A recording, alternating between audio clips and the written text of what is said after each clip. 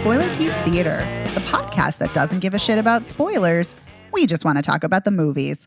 My name is Megan Kearns. My pronouns are she, her.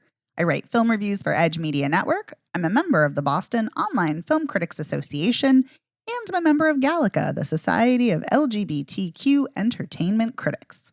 And my name is Dave Riedel. I write and I talk about movies.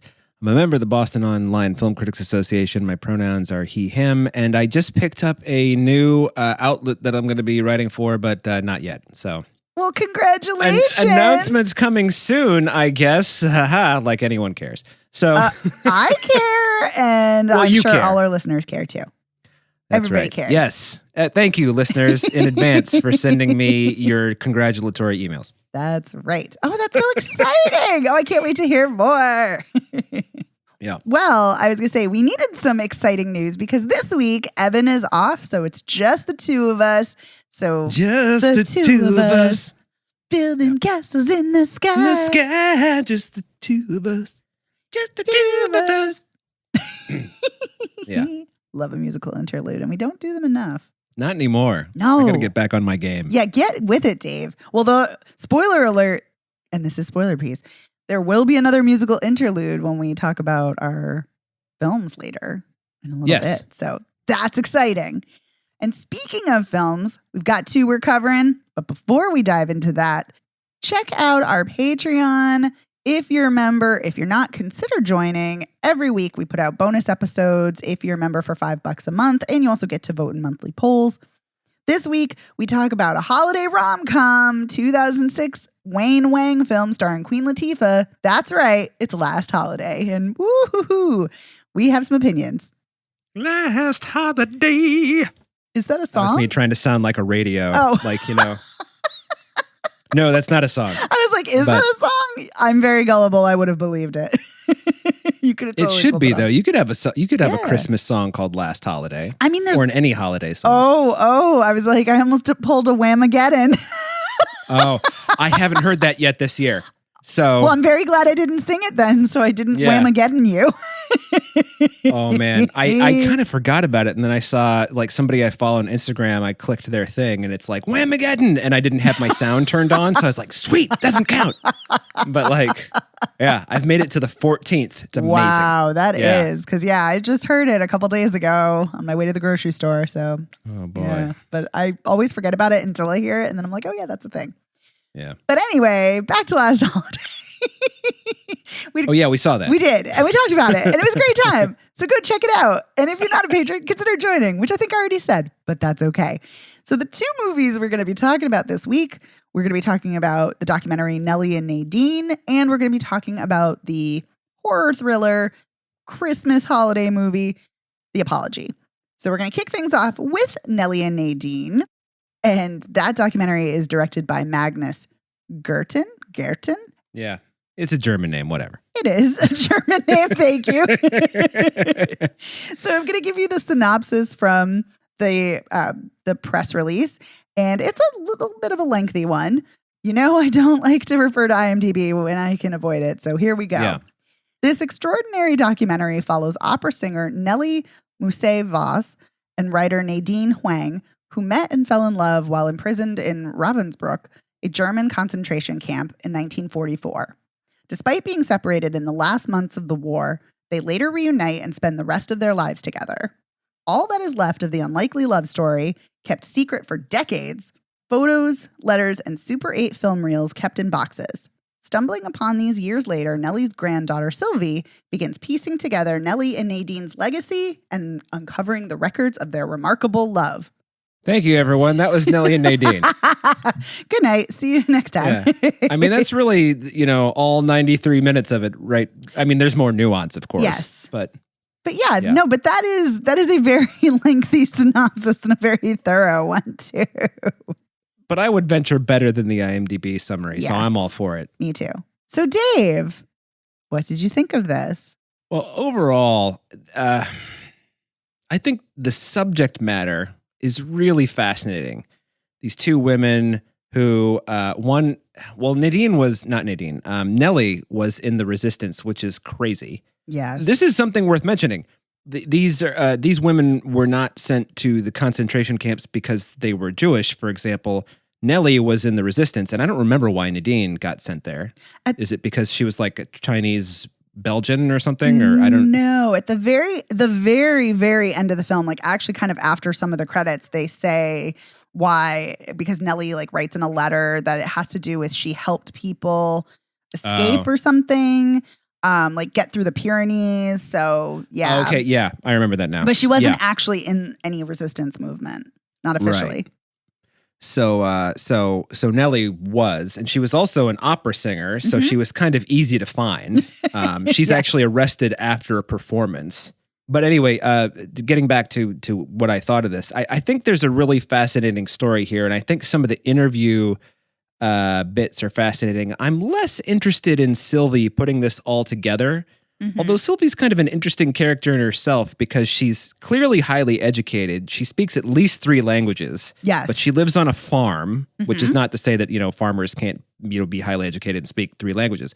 But it's just not what you would expect.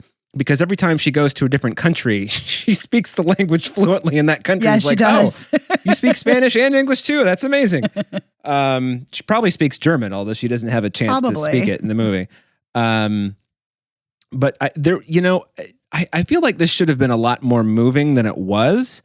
I think the 2 bits that really I did find moving, and I don't remember the older man's name, but it's when Sylvia's down in Venezuela talking to one of their old friends or roommates, or I don't know who he is. But he's talking about Jack and Raymond and, these two men who were together. And then he's talking about, Nelly and Nadine, and everybody's out, and there's all the Super 8 footage and everyone's having fun. And it just seems like such an idyllic time. And then somebody says, oh, he looks like Yves Saint Laurent. It's like, yeah, he really does. This one guy is kind of amazing. If you know what YSL looks like, and you can Google it. And I thought that was really fascinating. And then the other thing that I found really fascinating, and I think that this documentarian has made 2 other documentaries about people that he's found in newsreel footage. And I can't remember whether he's made a documentary about this one or not. But the woman from South Africa who, was rescued from, was it Ravensbrück? Which camp were they all rescued from? Yeah, in 45. She's about 8 years old. And Nadine found this woman's mother and found her and got them on a bus that was going to Sweden and said, if you ever have a daughter, if your daughter ever has a daughter, promise me that, she'll name her daughter Nadine. And then she did. And I just burst into tears. Me too. Yeah, I was just like, oh my God. I mean, but talk about, yes, I mean, that's probably the least you could have done. Right. But at the same time, it's just so touching, and so nice. So lovely. And it's a very, it's even though it doesn't sound subtle, it's a really subtle way of saying this thing that she did meant the world to me, So, I don't know. I didn't find it, I think the subject matter was really fascinating, but and you see Sylvie get emotional a lot and stuff, but there's so many disjointed people. There's people in Venezuela, and there's people coming to France, and then there's people over here, and there's people selling hats and T-shirts. I made that up. And it doesn't really kind of feel like it all combines. It feels like a mystery where all the pieces are still being pieced, and then all of a sudden it's over. So that being said, though, there's nothing wrong with it. It's like, I'm not sure what else you could do. They don't, unfortunately, know a lot about Nadine. And that's one of the things I found kind of curious. Like Sylvie says, Nelly is her grandmother. So she knows all about, Nelly's life. Nelly died in 1987 when she was, I don't know, it's like in her early 20s, I think. And when she was deciding between marrying a philosopher and marrying a farmer. That was so weird to me. Yeah. And but Nelly's funny. like, well, you got to pick the one you love most. Right. It's like, oh, okay. Thanks for the advice, Graham. So anyway, I did like the fact that that there's an ongoing theme of Nelly being an opera singer and hearing her performances because she was famous. Right. That's kind of, I didn't really realize that. And I'm like, oh, wait a minute. This is a big deal. One, she was in the Resistance, but two, she's famous. Mm-hmm. And so they showed records that she's on and, sheet music that she had, with notes from Nadine in it and et cetera. Anyway, so that's all kind of interesting. But Sylvie says, Nadine died in 1972 and she had gone back to Belgium the year before that she had gotten sick and gone back to Belgium. And I don't really know anything about where she's buried or this or that. And it's just like, well, this is a fucking documentary. Fucking find out, Yeah. This seems like a major shortcoming on the director's part. Like there has to be somebody in the Wang family who's still living, or you could at least go look through the archives and the Brussels, whatever. And if for some reason it was a dead end, wouldn't you say that? Like, wouldn't you have a scene or a text on screen, something indicating that? Yeah, like the last known family member, Nadine's family member was, Henry David Wang, who wrote M. Butterfly. I just made that up too. Because actually their last name's not even spelled the same way. But it would just be interesting to see that loop closed. Right.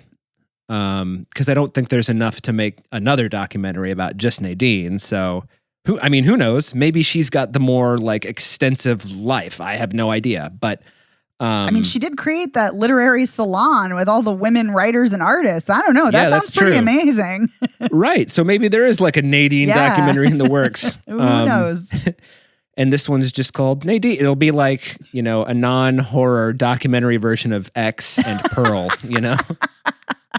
But instead of, there being a bunch of dead people at a table at the end, it'll be people discussing books in a salon. So, anyway. It's a nice juxtaposition. Yeah, let me bring it back to earth here. So I feel like that's kind of a major shortcoming of the documentary. I think the subject matter is really fascinating. And I think that there are some moments of real emotion that come through, in particular that Zoom call with, can't remember what, the little girl who is now, of course, an elderly woman because her daughter, she says Nadine, the daughter, was born in 1971. So she's Rachel. Right. So that's kind of fascinating. Like yes. More of those things would be interesting. Like just the people, getting together more people that they knew whose lives they touched. Now it could be that all of these people are dead. That could be. And the only ones we see, the only reason we see the people we see is because that's all who's left. Right. But tell us that. It feels like there's a lot of, ellipses where there should be like a full stop. So that's kind of where I come down. How do you feel? So I really love that you brought that up because I felt like there was kind of something missing, but I couldn't quite put my finger on it. And you really articulated what was kind of missing. And also speaking on that, there's also this emotional distance from the material. And I think that has to do with Sylvie herself because Sylvie somehow did not even know that her grandmother was in a lesbian relationship and had no idea that Nelly and Nadine were in love and were partners. She just thought, oh, that's my grandmother's roommate. Like, what? Like, okay, maybe as a kid, maybe. But like, Sylvie, what world are you living in? Come on. Like in Sylvie's defense, Nadine dies in 1972. So Sylvie was probably still quite young then. I guess. I don't know. It just seems really strange to me. It does seem like you're kind of missing the plot. Right, there, right. Sylvie. And at no point is she like, wow, I can't believe I didn't see that. Like, what was wrong with me? Like, it just goes to show like how pervasive heteronormativity is, like where people just don't even see and sometimes refuse to see queer relationships. Yeah. But I also feel, and I feel like I'm knocking Sylvie here. Like poor Sylvie is having a hard time going through her grandmother's things. Like there's a reason she takes a very long time and she's like, well, I guess I got to go through all these belongings now. And because she knew it would be hard. But I still feel like there's this emotional distance. And I don't know if that is just the way Sylvie is, where she's just not very effusive with her emotions or she's not very emotive, or if it's whomever, like whether it was the director or someone else, whomever was interviewing her just kind of didn't dig deep because of the touchy nature of this intense topic. I don't know, but I wish we'd gotten kind of more emotional resonance from Sylvie. I think that would carry over to more emotional resonance in the film. Yeah. Having said that, I did love this. I thought this was great. And it is because this story is so fascinating. And Nelly, it is. And Nelly and Nadine are fascinating women, and their relationship is beautiful. And I do love, and I know what you're saying about the editing, and I do agree. But what I do love about the editing is I love how it's going back and forth in time, and it's like punctuated by their time in the concentration camp, and how we're hearing Nelly's words via letter and like her journal entries, and which later they kind of they're all handwritten in pencil, and then the both of them, when they came back together, they typed up these letters and like journals. Yeah, they tried to sell it as a book when no one would take it. Gee, I wonder why. I know, right? And I know it's like Sylvie's just like, I don't know why anybody published it, and it didn't publish it. And it was like, well, it's the whole thing we were just talking about with heteronormativity. Dum-dum. Sylvie. Ay. But I love the voiceover, and I love the actress who is doing the voiceover. I think does a really great job. And it's very clear that Nelly is really poetic. Like her writing is just exquisitely beautiful. Yeah. Yeah, like the way she's like quite a fine writer. Yeah, like the way she's describing the snow is like powdered sugar, and like she's describing like the longing for Nadine. It's so romantic. It's so full of yearning. It's without just beautiful. Being sappy. Right.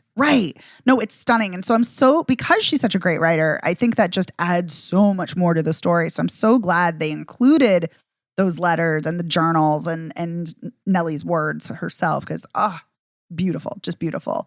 But yeah, and aside from just how fascinating these two are in the story in general, this is so important. It's such an important story because we just don't see enough.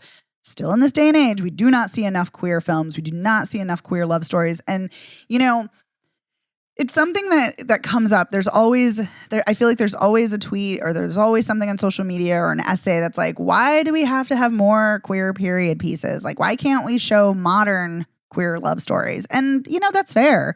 But I'm also like, we need these stories because we need to show queer history, because queer history has been erased for so long. And we need to show that queer people have always been here. We are here. And so even aside from any flaws that this documentary may have, I think it's just so important for queer representation and queer history. And so I love that. And it's a fascinating story. And these women are amazing. So yeah, I was riveted with this documentary. But yes, there are some things that I think would make it much better, but I still loved it nonetheless.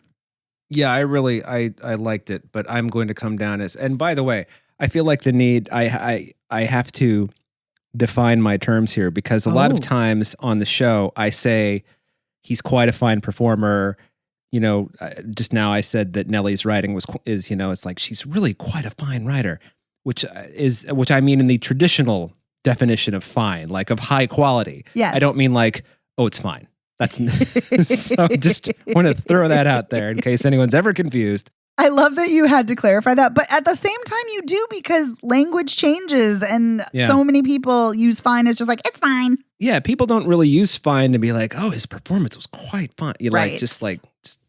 Which I do. Yes. I always have. So, and that comes through in the way you're saying it contextually. But yes, I love that you clarified it. It's great. I also want to say that I think I know why we're emotionally distant from Sylvie. Oh, and you're not going to like it when I say this. It's because she's French.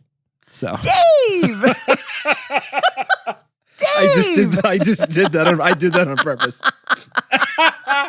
Because I knew you would be like, come on. Come on, Dave. What? I don't think that's why. I think, you can be emotionally closed off and be anywhere. So that is very true. So I just knew that, like, I couldn't even keep a straight face when I said that.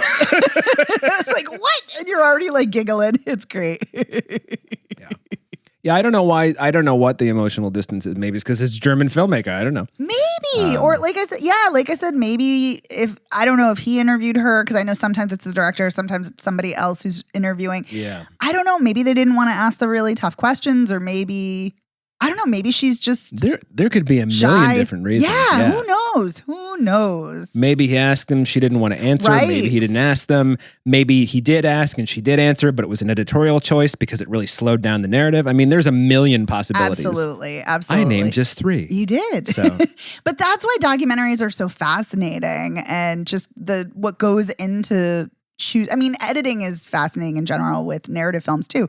But I feel like with documentaries, I don't know, there's something just because it's like, well, why didn't you do this? Why didn't you do that? And like, because it's also so contingent on your subjects too, and like your interview, your interviewees, and it's just fascinating. And then like sometimes you set out to tell one story, and then the story goes somewhere else. And I feel like there's sort of a half answer here because, part of the documentary is about Sylvie learning these things about, her grandmother and Nadine, and for lack of a better term, coming to terms with that. But it's also about her discovering about how other people felt about Nelly and Nadine. So it's and the effect that Nelly and Nadine had on other people. Yes. And I wonder if maybe it's not so important in the director's mind. It's more about the overall as opposed to any individual's particular recollection. That's a really great point. And I'm actually really glad you said that, because you also reminded me of something else that I really, really liked.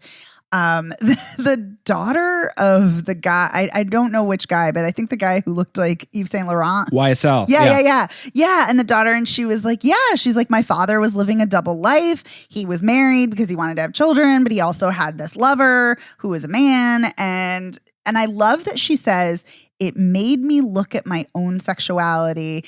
And I thought about how, sure, they were all together, Nelly and Nadine, and my father and his lover, Luis, but they were still closeted. Like they still had to, like my father still had to live this double life and hide part of himself. And who wants to do that? And I don't want to do that. And I was like, oh my God, did this make this woman realize that she's queer and that she's like embracing it? If so, that's amazing. And even if she doesn't, just the fact that she's questioning her sexuality, that's amazing. And so I love the impact of that too. It's so great to see. Yeah, it was, I was kind of surprised when she said that, but then I was like, oh yeah, it kind of makes sense though.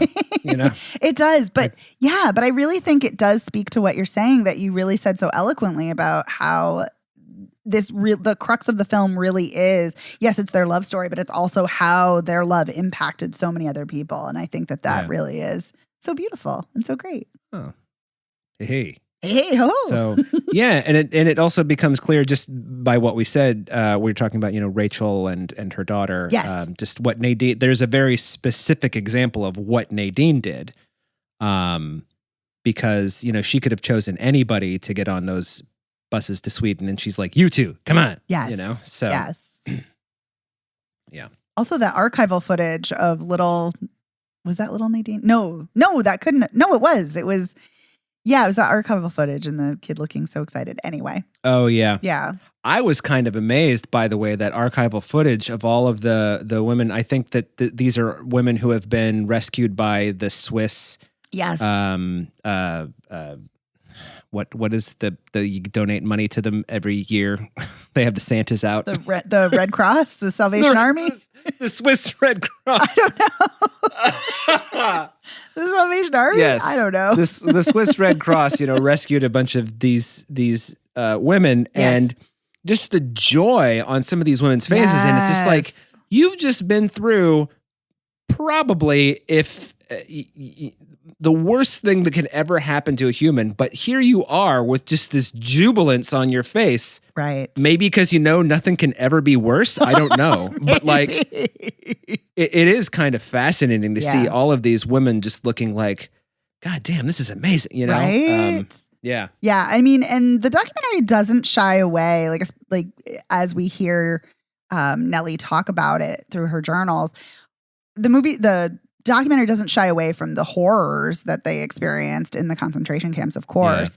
But seeing the women's joy is just palpable. It's wonderful. But I do love that the documentary starts off by we see a couple of people, and then we see Nadine's face, and the filmmaker is narrating, and he's like, Nadine's face has always fascinated me, and I didn't know why she had the look she had, and later he's like, oh, now I know. It's because she didn't know if Nelly was okay, and so she has this kind of questioning look on her face where everyone else is so joyous, and she's just still very stern and like there's this tension, even though she's being rescued. But it's like, oh, but then they reunite and it's beautiful. And then they live in Venezuela and it's great. And they have a wonderful life together. It's so nice. And I think there's something else that's really beautiful, that these two people found love in the most horrific of environments. And the fact that they were each other's kind of salvation and source of strength to go on. That's just amazing. Just stunning. I don't have the intestinal fortitude for any of that shit. So. Okay. Yeah. I mean, hopefully I actually never find out for real. Hopefully not. Yeah. Hopefully none of us find out. Jeez. Yeah. I guess that's how I should couch it. It's like, no, I'll be totally, noble, whatever. Who knows? Who knows indeed. Yeah. And Dave, I was going to say, do we have any final thoughts? But I know you do, because the song, Dave. Oh, yeah. So Over the Closing Credits is one of my favorite songs ever, which this will surprise anybody considering how much I live to listen to metal. One of my favorite songs ever is Lilac Wine, and this version comes over the closing credits that I've never heard. It's like, oh, that's Lilac, because I recognize the chord progression. And then Nina Simone starts singing, and I love Nina Simone. I had no idea that no idea. I don't know what rock I've been living under, but and then I just started singing along to it. It's a different key from the one I'm used to, but that's fine. Because she had a voice that is unlike any other voice. So of course she would do it in a different way. But very true. It's just such a beautiful song. And so I will be, I didn't have time to do it before the show, but I will be finding it on whatever my music streaming service is of choice. And I will pay for it too, so that Nina Simone's estate can have the money and hopefully not just the publisher. Love it. So. It is such a beautiful song. And such a beautiful song. What a great way to end the documentary. Wow. Yeah. Also considering somebody, they probably made Lilac Wine because it's a French farm. At some point they're like, oh, we will try the lilac wine.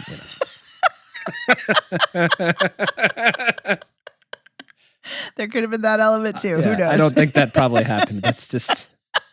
But I like how you're trying to piece it all together with the rationale. Yeah. Okay. Now, do you have any other final thoughts? No, I don't. I've definitely talked enough. All right.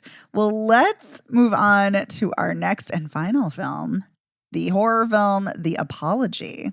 So The Apology stars Anna Gunn and Linus Roche and Janine Garofalo in a supporting performance. And this is written and directed by Alison Lockstar. And here is the synopsis, the press release. 20 years after the disappearance of her daughter, recovering alcoholic Darlene is preparing to host her family's Christmas celebration, again with the help of her friend and neighbor Gretchen. Late Christmas Eve, Darlene's estranged ex-brother-in-law Jack arrives unannounced, bearing nostalgic gifts and a heavy secret. Soon, Darlene finds herself caught. Gee, I wonder what it is. I know, right? Sorry. Soon, Darlene finds herself caught between reason and ruthless instinct. Trapped together by a dangerous storm, a battle of wits escalates to a violent game of revenge. Wahaha.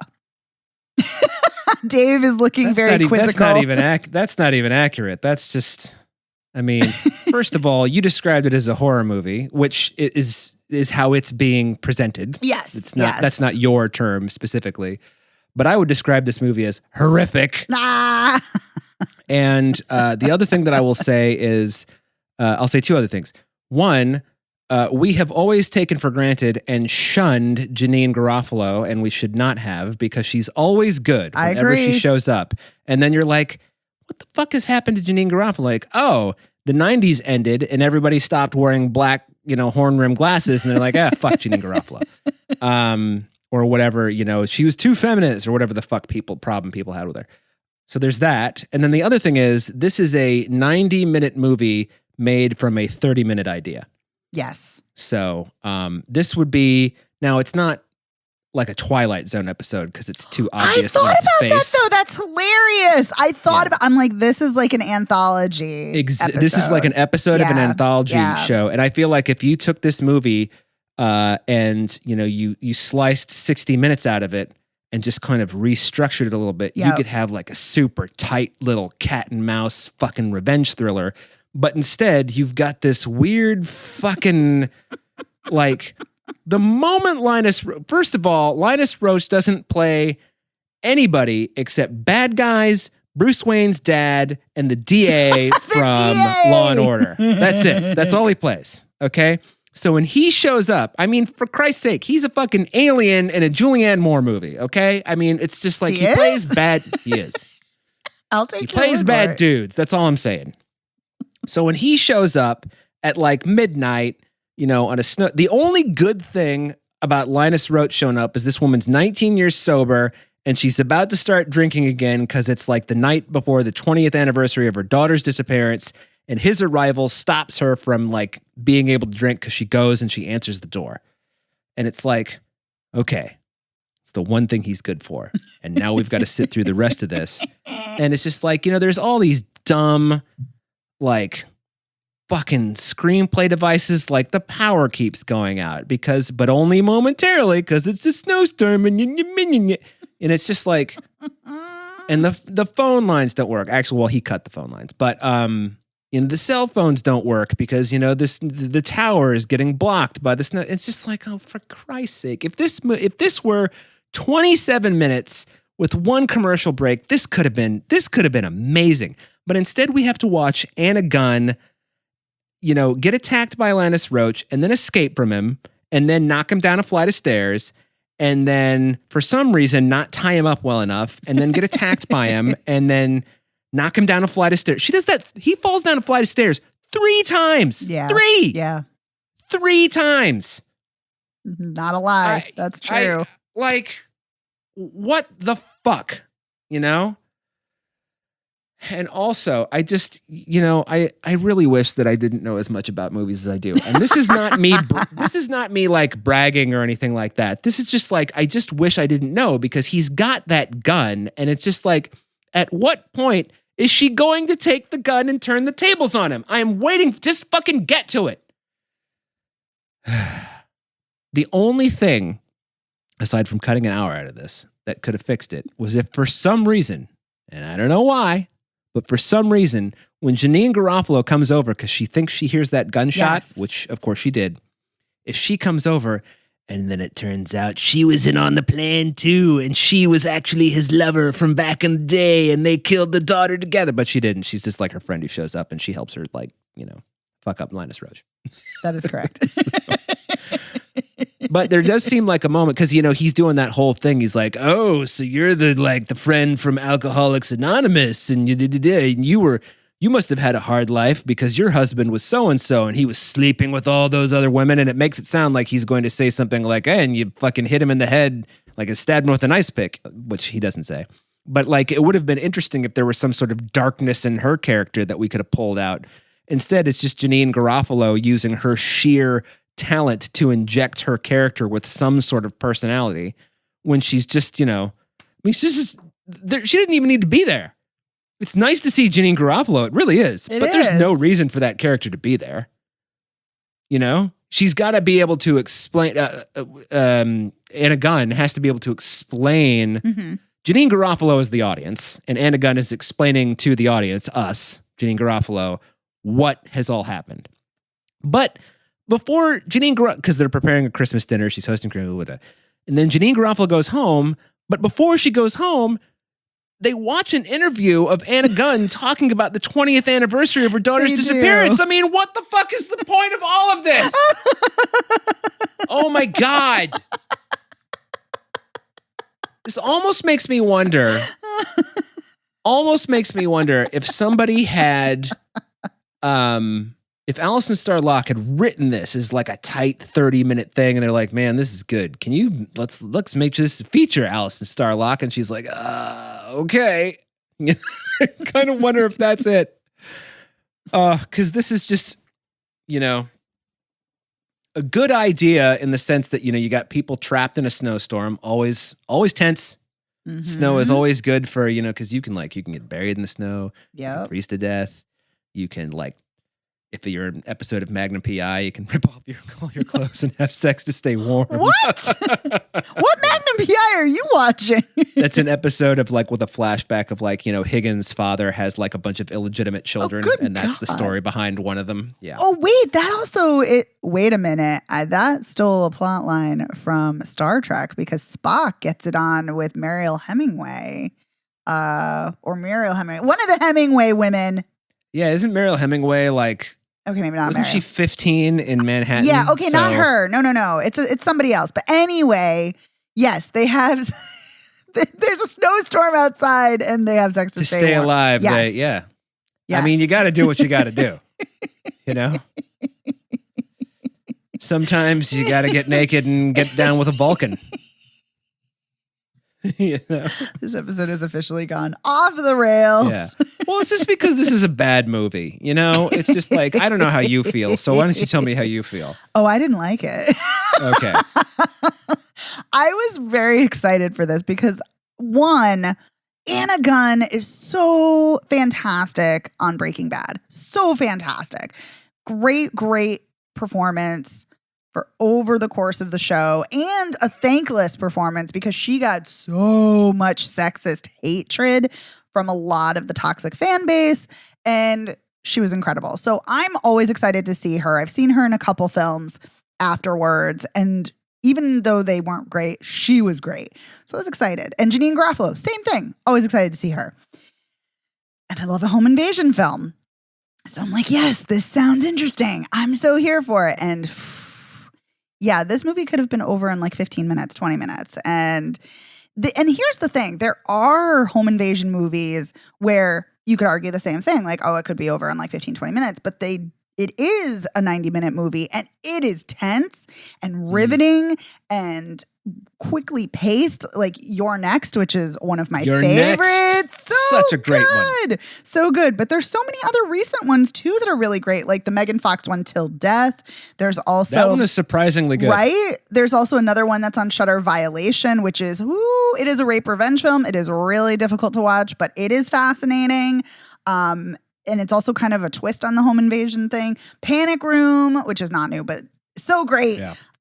Lucky, See for Me. Like there's so many. Resurrection has a little bit of that, which is also great. Like there's so, and I mean, there's a million other ones like, The Purge and Strangers and Funny Like there's just so many. There's so many home invasion films that are fascinating. And this sadly is just not one of them. And yeah, I didn't like the way this was written. I didn't like the cinematography. I didn't like everything is just very murky and difficult to see and not in a kind of like stylized way. Yeah.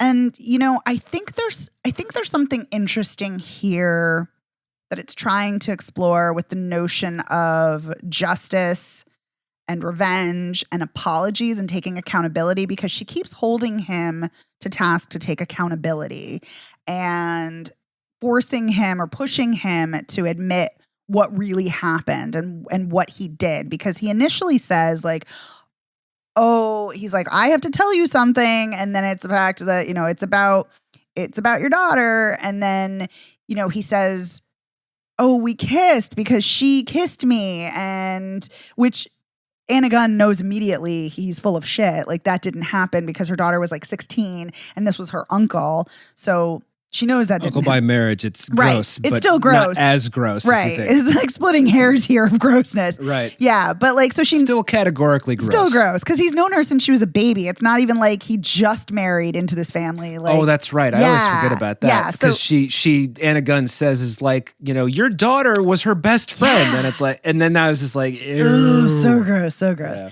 But yeah, so he's clearly lying. And then there's this, it's very drawn out. And then she finally gets him to confess that, oh no, she didn't kiss me. I kissed her. And then he's like, oh, and then we had sex. And then she also knows that's full of shit. And then he finally admits, oh no, I raped her. And it's just, it's horrifying, of course. And I get what the film is doing. Like I get that. And it's interesting to think about accountability, because so often in a revenge film, all the protagonist is looking for is vengeance. And it does, and oftentimes they don't really explore the ramifications of what happens when you do get vengeance, because it's like, oh, the movie's over and that's it. And as far as the film is concerned, we accomplished that. We achieved our mission. Check the boxes. But that's not really where, like, if you're getting into grief and trauma, that's not where it ends. It doesn't end. It never ends. It's ongoing, and you have to learn how to live with it and deal with it. So I kind of like the notion of dealing with accountability, but there's a problem with that. Probably because I've been in therapy way too long. But like, a narcissist is never going to admit their culpability. And I just don't buy that Linus Roche's character would ever admit to culpability. Even in the last moment when, you know, he's like, oh, I want you to kill me. And she makes the deal like, oh, you know, I'll kill you if you tell me everything and don't leave anything out. And I just don't buy that someone like that would ever admit, for one. Yeah. And for two, I also don't buy that she would record over her daughter's last song that I don't buy that either. I don't buy that either. It doesn't feel not authentic. Even to record a confession. Right. And so that doesn't feel authentic on either count. And then also like, I don't know. There's also the notion of like relying on police for justice, which is something that comes up in Promising Young Woman, which I had a problem with, and I kind of have a problem with it here. But at the same time, I kind of like that Janeane Garofalo is like, don't kill him. Not because she thinks he deserves to live, but because she doesn't want Anna Gunn to like get in trouble, which I do love that part of the film. Like their friendship is really sweet and really supportive. And I do love that. And I know you said like, why is Janeane Garofalo here? And I totally get what you mean. But I also kind of love that she's there, just besides the fact that she's great. But I love it in the film because when he's trying to manipulate them, and by the way, I was getting a vibe where he was like, oh, I know why you hung around. Because I got the vibe that he was trying to insinuate she's like bisexual or lesbian or into Anna Gunn, which maybe she is, who knows. But But they kind of like bring that up and then just table it instantly. But what I love is that she's like, I know everything about her, and of course I'm going to be there for her. And like Anna Gunn's like, yeah, we know everything about each other. Of course I told her. And Janeane Garofalo's like, I would never judge her. Like I'm her friend. And I love that kind of loyalty and support that we just see, that just dedication to each other. And I think that's really beautiful. So I feel like there's good ideas here. Like it is wrestling with some really fascinating ideas. I just don't think it knows what to do with them, unfortunately. Or maybe it just doesn't know how to do them in a feature length of time or in a visual medium. I don't know. Yeah. But there is something here. There is a kernel of a really great premise and some good ideas and their friendship, which I think is really fantastic to see. You know how this would also work? If you had like 2 one-act plays. On the same bill. Yeah. You know, if this were like a 1 hour, 1 act play, you know, maybe not even that long, but like, you know, 1 act can be about an hour. And if you had it, like you had 2, like, I don't know, like lots of famous playwrights have short plays. I mean, Sam Shepard, wordy though he is, has short plays. So that might be interesting too. I just think that there's just so much filler here. There's so much like. There is.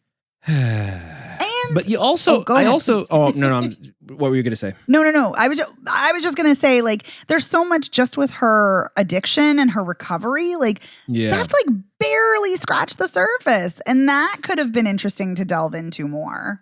Well, and the whole like underlying thing, the whole underlying reason for this story's existence, which is the, you know, disappearance of Anna Gunn's daughter, is just so ugly on the face of it. Yeah. Just like the idea of this 16-year-old disappears, and then you've got her ex-uncle by marriage who shows up unannounced, and it's just like, and you know, I had made the mistake of looking at the cast list before, and I'm like, there's only one dude in this movie. Well, I guess I know what his role is. Right. And I just was thinking, you know, this is really, in this instance, and this is not what they intended or anything like this, it just seems exploitative and ugly. Yeah. To make that subject matter the subject of this sort of aimless, not revenge fantasy, because like you said, it's going for something bigger than that. And for that, yay.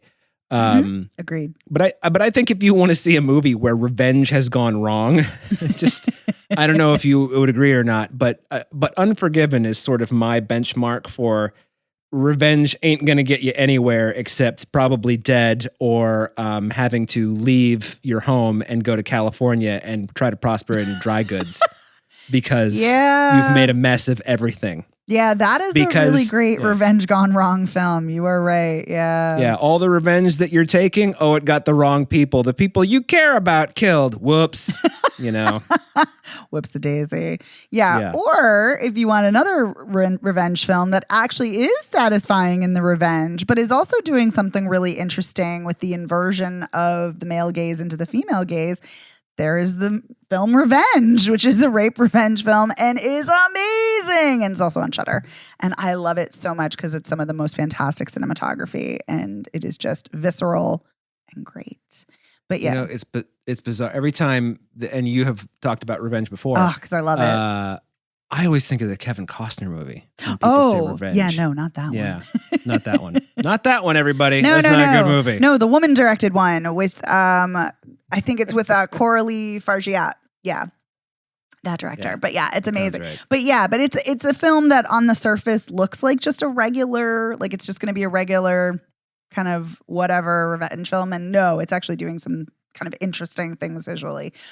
But anyway, Unforgiven is an amazing film for that reason because that's the thing. And like there are other films, not many of them, but there are other films that do show the hollowness of vengeance, which is really fascinating. Because revenge is so prevalent in our films. Like it's such a trope. And there's a reason we keep coming back to it over and over and over again. But so rarely, I'm sticking with it. So rarely do they actually look at the consequences of it. And so I want to give this credit for, like I said, doing something different, but it just unfortunately did not work for me and clearly did not work for you. No, it really didn't. I wouldn't say this was painful. This was just more of oh, fuck, come on. Yeah. That's kind of how I was feeling. Yeah, it just felt like a squandered opportunity. Yeah, that's a good way to put it. Yeah. I've made fun of Linus Roach before, and I actually think he's okay. But I like this is just such a part that just I wouldn't wish on anybody, because not only is it just kind of dumb, it's just for that reason it's hard to act. He doesn't, Anna Gunn comes across pretty well, all things considered, and so does Janeane Garofalo. Agreed. But poor Linus Roach is just or Roche or whatever. He's just sitting there being no, but did do, and it's I don't really. I mean, we already know you're a liar, so you're not, and you're not delivering this. Yeah, it's also transparently just bullshit. Everything he says, and I don't think it's Linus Roche's fault. I think it's write a deeper, write a smarter character, because that's the other thing. If you've been able to keep this a secret for 20 years, are you really just going to come over on Christmas Eve and be like, I raped and killed her, shoot me? Is that really how it's going to be? Right. What is his motivation? Just a lot of there's just, his motivation is because it's in the script and he was hired to do it. But has he been really so racked with guilt? Because nothing about him leads me to believe that he's really so racked with guilt that he can't live anymore. I kind of think that maybe, now I don't know why this would be, but maybe he was just, they had a one night thing before she and her husband split up, and then he and his wife split up. Yes. And, he tries to put the moves on her, and she's like, nope. And maybe he was just coming over because he wanted to he's lonely, he wanted to bone. And he's like, well, that didn't work. So now I'm going to admit that I killed her daughter. I don't know. Which, I get the first part. Okay. But the second part, that's just absurd. You won't sleep with me? Well, guess what I did to Sarah? It's just what? I don't think that's going to win her over, dude. I don't think so either. And that's not, I don't think that's what's intended. No. But actually, I kind of think it is, because he's we can work through this. Don't call anybody. It's just between us. So I'm does he think they can work through this? Question mark. I don't know. We've used the question mark twice tonight. We've each used it. We have. Oh, Evan would be so proud. Hi, Evan. Yeah, it's a bad movie. So. Yeah. All right. Let's do a recap. Nelly and Nadine opens in theaters today just in New York. So hopefully it will open in a much wider release soon. I would say see it. What would you say, Dave? Yeah, I'd say see it, sure. All right. So keep your eyes, if you're not in the New York area, keep your eyes out for when it does come near you or on streaming. And then The Apology also opens in theaters today and is also available on streaming today via AMC Plus and Shudder. I think it's safe to say we would say skip it. We would say skip it. But if you do decide to see it, tell everybody it's called The Apology and just see if you get looked at funny. Try that. I don't know why that tickled me so much, but boy, did it. I got another one for you. Ooh. Did I ever tell you that my dad used to try to convince me that the Beatles was pronounced the Beatles? Like when I was really little. Yeah. Like, oh, we should listen to the Beatles. I'm like, what? That's amazing. Now I know where you get it from. Yeah. So.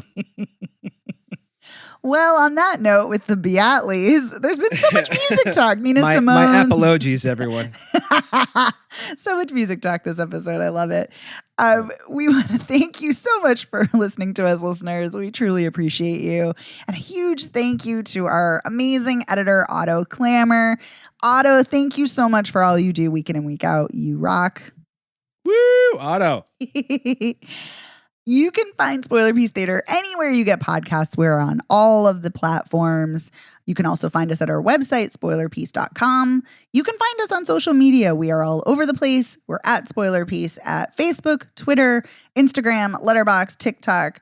Follow us in all the places. Also, we have merch, so be sure to check out at our website our merch. You can go to our TeePublic store and you can get t-shirts, hoodies, notebooks, mugs, pillows, the whole tote bags, the whole shebang. I have a pillow. It's awesome. You do. Don't you have a t-shirt too? I think you do.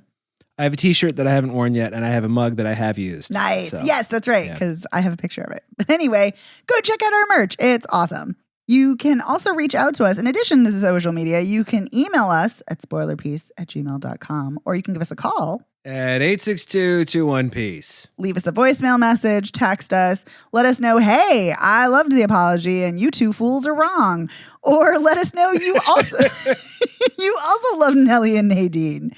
We love hearing from you. We love hearing your opinions on the movies we cover. We love hearing your questions and your thoughts about other movies. So we just love hearing from you. So reach out if you'd like to. And if you like the show, please consider rating and reviewing us at ratethispodcast.com/spoilerpiece. That will take you to your preferred platform of choice.